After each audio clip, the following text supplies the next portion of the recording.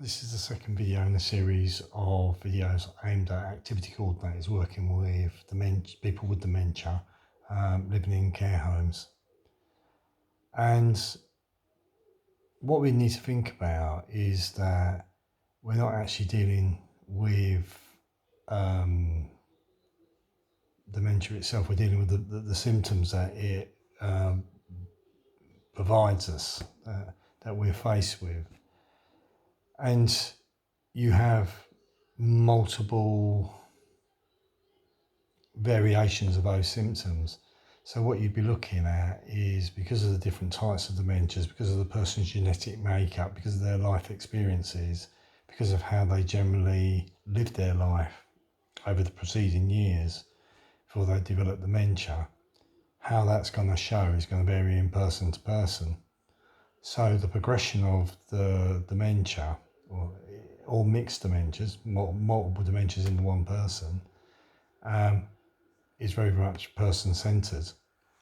So the way to think about providing activities is to think about stages rather than the actual type of dementia. And the stages are sort of pre-diagnosis, which if you're working in care homes, you'll have a load of people in there that haven't been diagnosed, perhaps because of the funding systems or whatever else is going on locally. Then you'll have people that are diagnosed but appear to function fairly well, and to someone, perhaps a family member from your family, was to come in and meet them, they'd wonder why they were there. They would appear, for lack of a better term, completely normal if you were to spend time with them, talking with them for about 20-30 minutes.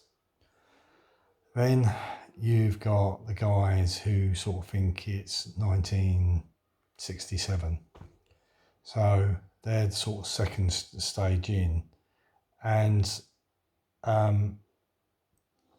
they will function really, really well as long as you relate to them as if it was 1967. You talk about current affairs and current politicians and bits and bobs, they have no comprehension of that. But if you talk to them about more sort of stable life events, they understand that really well. And then if we move on, you got the next stage along, where there's a breakdown in verbal communication, and they may still be quite mobile, have a very, very short attention span.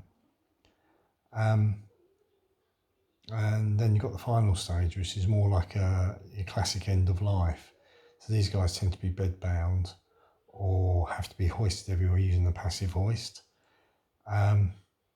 So it gives you 4 marked stages with a sort of pre-diagnosis bit up the front, offering you a sort of pre-stage, which makes a total of 5. The activities for each of those stages needs to vary. You can't provide the same activities for each stage, that's the general gist of it.